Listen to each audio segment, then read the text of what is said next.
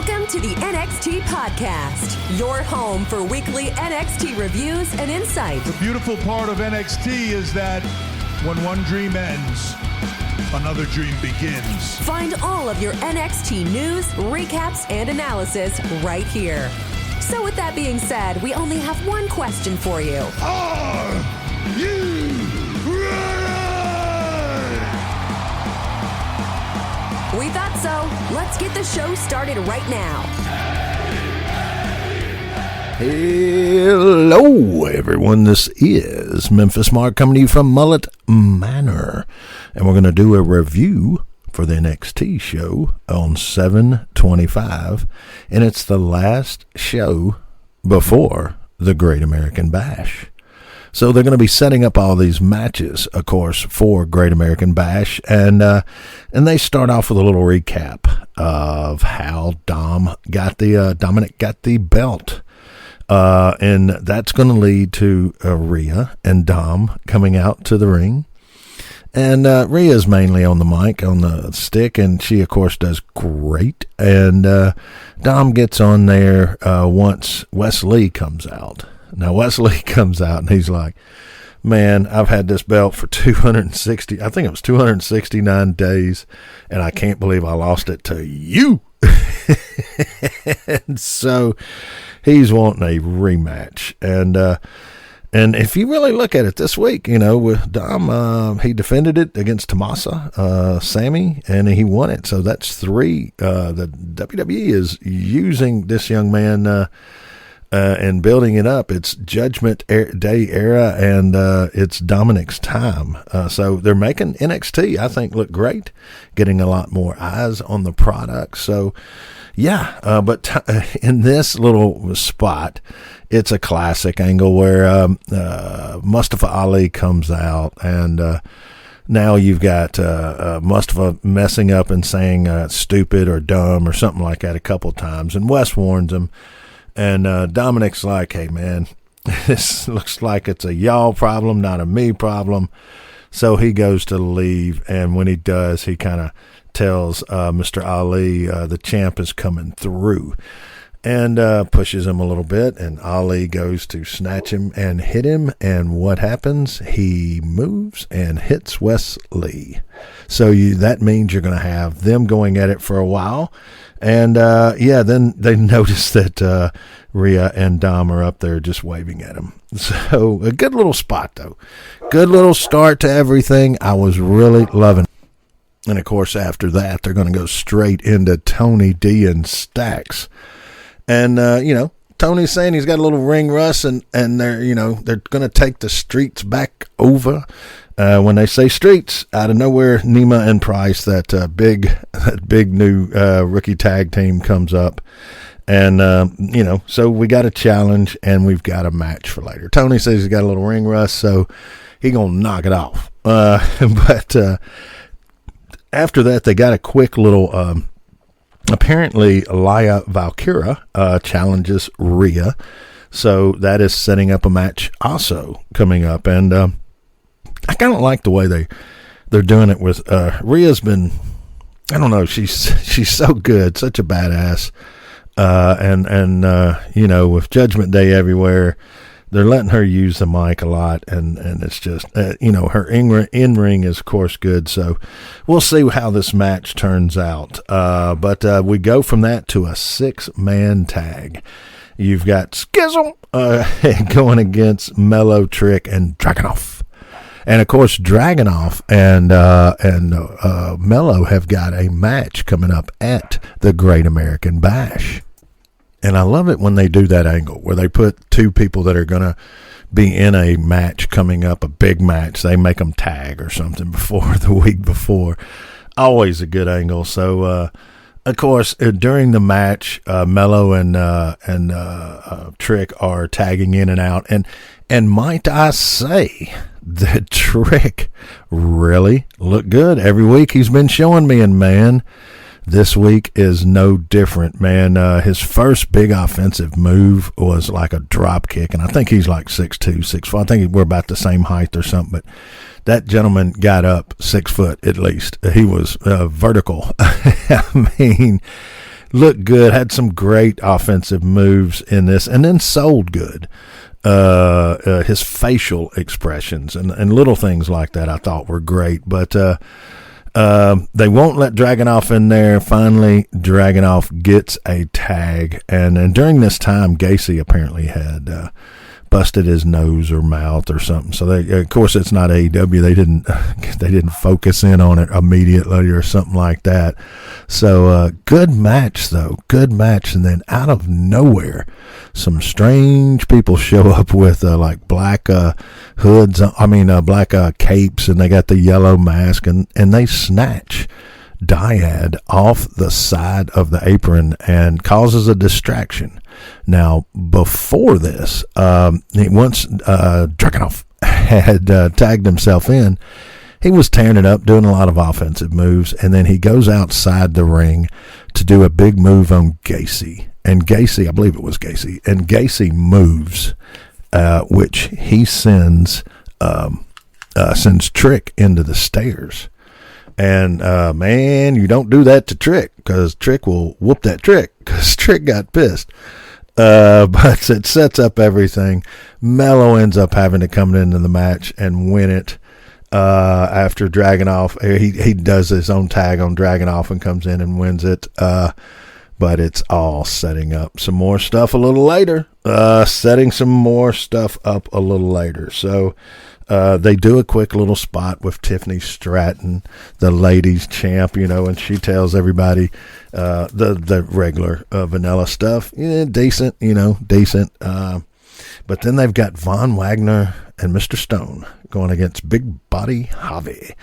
And Javi apparently challenged Von Wagner. So, and he comes out of the gate kind of fast, comes out kind of strong, but it didn't take long. And Von Wagner puts some great offensive moves, looks good, and wins the match.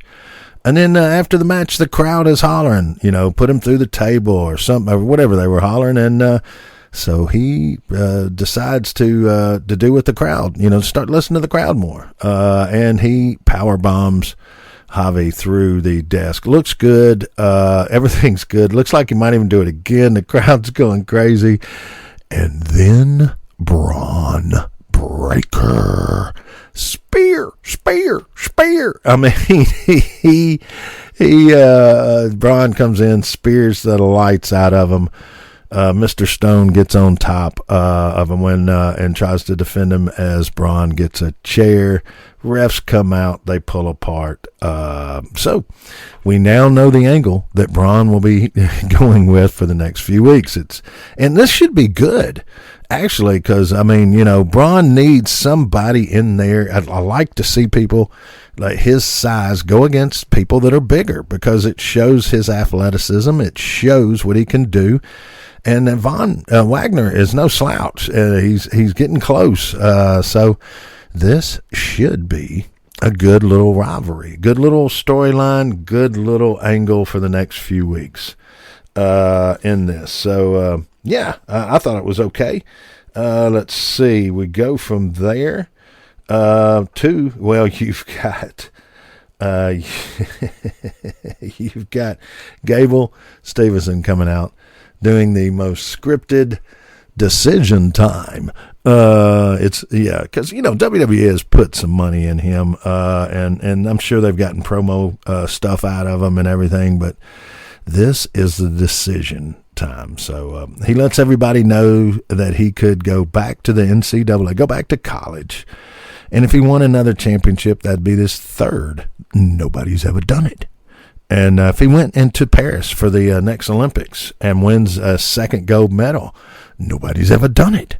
So there you go. But then we get saved for his terrible stick skills, and Baron Corbin comes out. And he, lets him know it's probably good that you go back to the NCAA, go back to college, or go back to the Olympics. You just better not decide to come to NXT, because then you'd be in the deep waters. And apparently he is a great white, and he's hungry.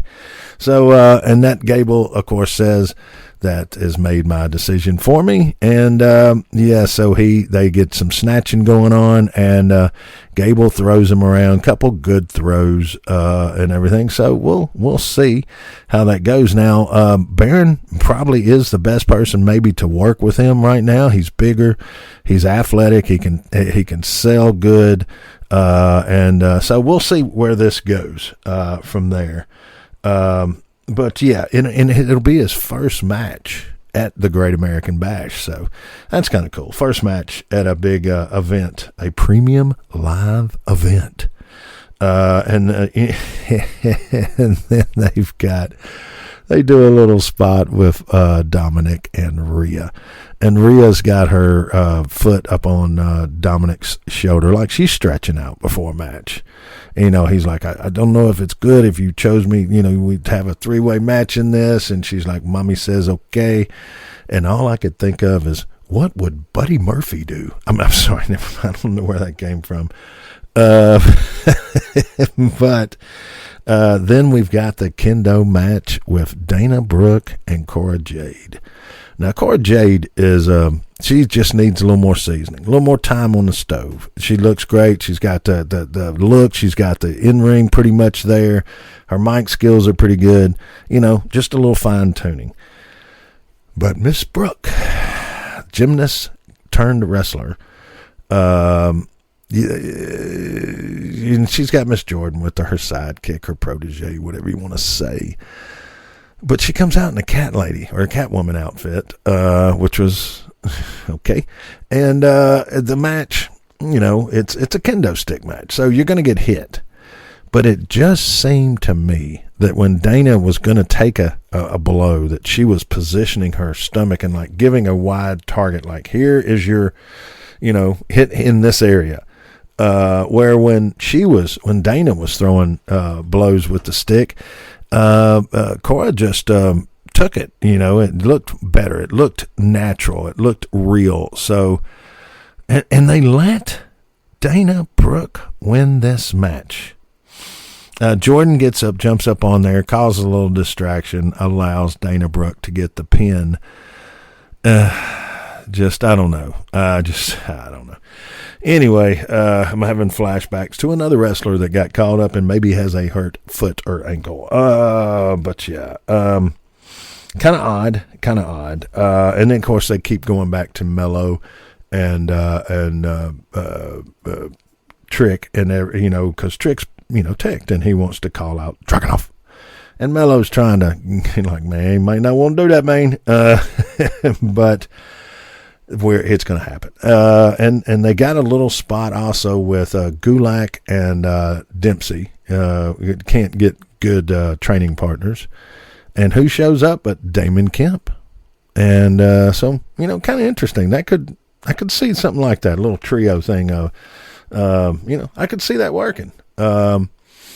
But you got Tony D and Stax now going against Nema and Price. And for some reason, Scripps or Reggie or Reginald or whatever you want to call him, he comes out and he's on the mic. Now he's Gangster Reginald or something. I don't know where they're taking this one, but we don't know him, and so we can't judge him or something. Whatever it is, but I will say, like, now when he and Axiom have made some very, very good ring entrances, not to any avail, but I mean, they made good entrances into the ring. And Axiom does it, he does some drop kick out of nowhere. You just see him come into the camera angle, and they fight off to the back. And then, of course, the match carries on. And it's just, anyway, Tony D and them are going to win. And look, I got to say, Price and Nema, they are a rookie team. I believe this may be their first match or whatever. And I know they're training and they're getting some ring time and everything. But wow, they did not look so bad. I mean, in Division I athletes, they should be able to catch on and do some things maybe a little faster, I would think. But sometimes it doesn't work that way. But I will say this, they did not look bad. And man, with about a year or so of ring time, this might be an up and coming tag team or even singles. They can, whatever. I could see it. And then, of course, after the match, they've got to have a little spot with Gallus because that's who they're taking on. Tony D and Stax are at the Great American Bash. And they go from there. They got Eddie Thorpe and Dijak. And Dijak's got the stick now, kind of, and he's pretty much saying sounds a little jealous of Eddie, already saying that he thinks he deserves a title shot after his win at that strange thing they did. Eddie's good. I like him. I love his entrance and everything, but, more stove time. Needs a little more simmering. But Dijak, Dijak does too.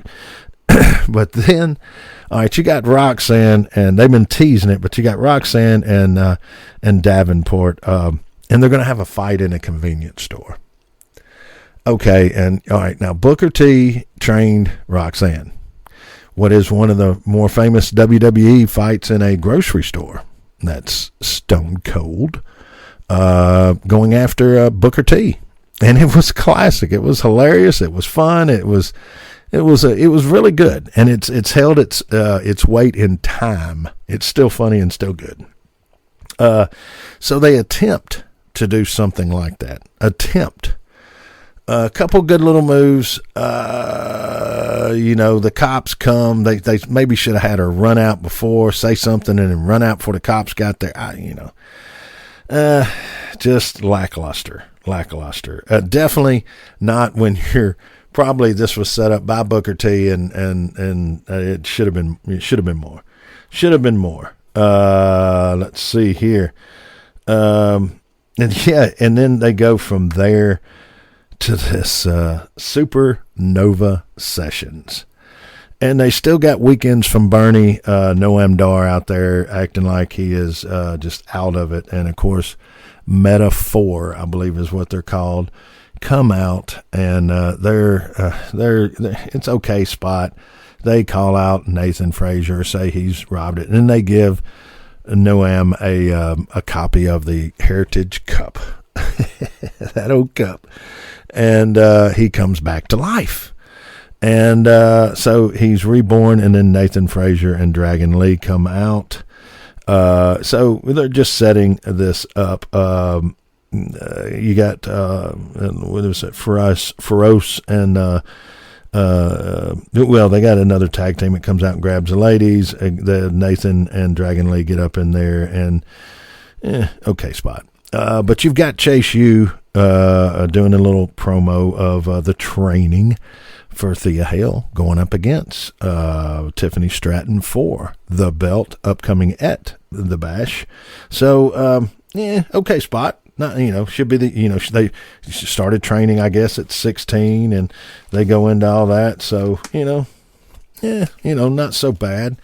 And she's been doing good. And I like the angle they're putting, letting her do submissions, even when she's in there with bigger ladies. It looks better, I think. It makes a smaller person, more believable in the match, there. So could she become the youngest female champion at 19, I believe. Don't what is that? Duke said, don't doubt her. Don't doubt her. So a good little spot there, I guess you could say. And then they go to what we think is going to be the main event, which is Rhea Ripley versus Lyra Valkyria, and they're throwing her into the deep end because Rhea Ripley right now, you got Charlotte Flair, you got Becky, and then you got Rhea. And everybody else is trying to play catch up, in my opinion. Rhea, though, is just on top of her game. And one of the best matches, the ladies' matches I've seen in a while, are recently, or I guess in the last year, if you want to say, is Rhea and Charlotte Flair. So, they're setting this up, and this is pretty much like the veteran getting called out, of course, by the young person, and the veteran challenging him, show me what you got. And it's kind of like a little bit of a respect kind of deal. So the match, Rhea, of course, dominates most of the match, but Lyra has some very good little spots, good little offensive stints, good little spots in there. Of course, the size is just, it comes back, it keeps coming back in. But man, they were taking like a basic freaking headlock. Rhea is so freaking good. She can take a basic headlock and a shoulder tackle. So a headlock, hip toss, they get out of it, you throw them into the ropes, a little shoulder block. Sounds simple, but Rhea makes it look good. She just came on the scene at the right time. But anyway, the match is, as I said, looks good. And I'm going to tell you, Rhea does a move, a headbutt, where she's in the corner and she puts her legs around her and pulls her into her with her legs and then headbutts her. Whoa, it looked really, really good. I was impressed. But as I said, Lyra did some good little good little spots in the match. And Rhea goes up to the top rope like she doesn't normally do, and she does her little Latino Heat Eddie Guerrero tribute, and she gets caught. A couple moves later, Lyra is trying to do a big move and jump off the ropes onto her. She gets caught. So, I mean, just some good stuff in here. And Lyra's got some big kicks. She looked good. Of course, Rhea sold, but there was a couple times where Rhea had to slow down for Lyra. And but other than that, they even made that look good, though. I mean, so I have no complaints on the match. Eventually, Rhea gets the riptide and gets the win. And then she does something a little odd. She goes over, and you expect her maybe to kick her or hit her, but she grabs her by the mouth and says, show her, prove it to her, and beat JC Jane. So, interesting little twist on that, I thought. You think that's about it. And then, of course, we've got Trick coming back out. And now, Dragunov had warned Mello, look, if he calls me out, I'm going to destroy him. And, Trick calls him out. and at first, Trick is throwing down some good moves. Does another one of those great drop kicks. Looking good. And then Dragunov takes over. And Dragunov's in his street clothes and everything. So, he gets battered for a little bit, and then he comes and just lays the smacketh downeth. It looks good. It looks good. And at one time he's getting suplexed, and Trick does his facial expression like, so Trick sold. Good little ending. Dragunov nails him, with the big elbow, forearm, whatever it is, that big move he does. He does it a couple of times, and then he's setting up to do it again to put the final nail in the coffin. And out of nowhere, Mello jumps up and sacrifices himself and gets himself knocked the freak out, too. And then Dragunov grabs the stick and says that he appreciates loyalty. That's rare, but that he pretty much is getting ready to take that belt. So that's how the show ends. Overall, I have to say, them adding Judgment Day, it's definitely getting more eyes on the product for sure, but they didn't let them overtake the show. They've got them in spots, very interesting little spots, very creative writing, I thought. So, man, I'm liking it. I'm liking it, guys. Everything that I saw tonight, I can't complain on. I cannot complain. Rhea, of course, is Rhea. And man, you know, you can say what you want to about Dominic, but the man is coming on to himself. He is not in his father's shadow as much, I think, as he, some people thought he would still be. So yeah, you know, the young rookie tag team, Nema and Price, surprised me. Really liked how they looked for their first match. So, you know, we'll see what comes of that. And then Braun Breaker with the spear. I thought that was great. I thought it was great. Vaughn looked great in the match. Everything was done. Pinpoint accuracy. I'm kind of surprised a little bit maybe. But good show. Good matches. Good writing. A B, solid B show. Gosh, man, what else can I say? Go back and watch it, guys. Good show. So you got the time, go back and check it out. But I guess that's going to end it all. Let me see if I got anything else. No, I think that's it. So guys, look, I really appreciate your time, and we will be back next week, of course, for the NXT review, and you never know where we might pop up in between. So it is the same old with me, man. It's at Memphis Mark for you on Twitter, and of course, if you can, rescue, help us shelter out, spay and neuter always. And guys, this is Memphis Mark, and as always, have a great day, and I'm out. Thanks for listening to the WWE Podcast. Don't forget to subscribe on your favorite podcast app so you don't miss a show, or head to WWEpodcast.com. And for all of these shows ad-free, head over to patreon.com/WWE Podcast. Until then, we'll see you next time.